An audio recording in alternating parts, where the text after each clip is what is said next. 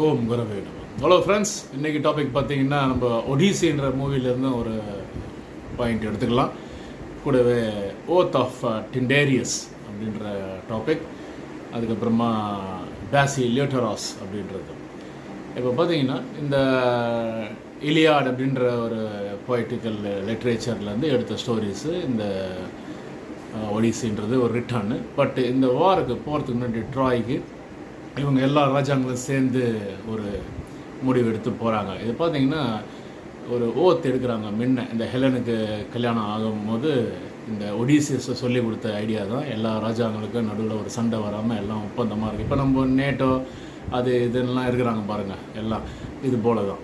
So இதை எதுக்கு நான் சொல்ல வரேன்னா, நம்ம ஜாதகத்துலேயும் சில கிரகங்கள் வந்து நல்ல கிரகங்கள்லாம் இருக்கும், ஆனால் அங்கே எங்கேயாவது ஒரு கெட்ட கிரகம் ஒன்று எல்லாரையும் இன்ஃப்ளூயன்ஸ் பண்ணி ஒரு கெட்ட காரியத்துக்கு கூட சேர்த்துக்கோங்க எல்லாரையும்.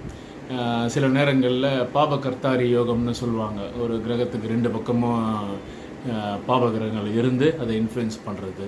இதுக்காக இதை லிங்க் பண்ணேன். ஸோ இந்த ஓத் ஆஃப் டிண்டேரியஸ் அப்படின்றத நீங்கள் படித்து பாருங்கள் கூகுளில்.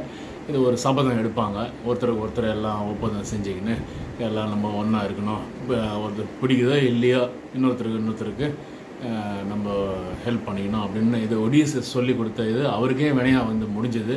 அதில் அவர் இந்த வாருக்கு போகிறதுக்கு விருப்பம் இல்லைனாலும் he was compelled to go. So இது மாதிரி இந்த ஆகமெம்னான் அப்படின்னு ஒரு பெரிய இந்த இன்ஸ்டாலெல்லாம் பெரிய ஓரா ஃபார்மிங் அப்படின்லாம் காமிக்கிறாங்க. அவர் ஒன்றும் இல்லை, ஒரு சாதாரண ஆள் தான்.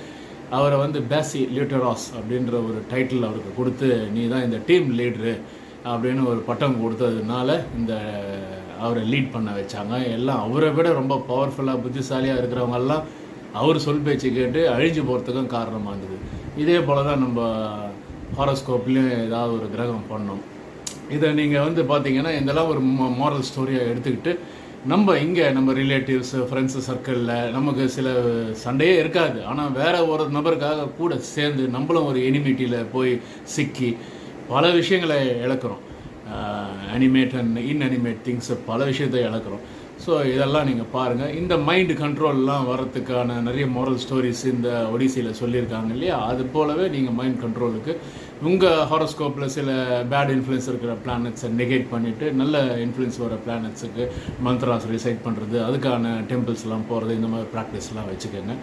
இதெல்லாம் நீங்கள் பேசி லியோட்டராஸ் அப்புறம் ஓத் ஆஃப் டிண்டேரியஸ்லாம் படித்து பாருங்கள். அதெல்லாம் ஒரு வேரியஸ் சப்ஜெக்ட்ஸ் இந்த ஷார்ட் வீடியோவில் எக்ஸ்பிளைன் பண்ணுறது கஷ்டமாக இருக்கும். இதை அப்படியே நீங்கள் உங்கள் டே டு டே லைஃப்லேயே இம்ப்ளிமெண்ட் பண்ணிவிட்டு உங்கள் ப்ரோக்ரஸை நல்லா ஹாப்பியாக இருக்கிறதுக்கு ட்ரை பண்ணுங்கள். Good luck.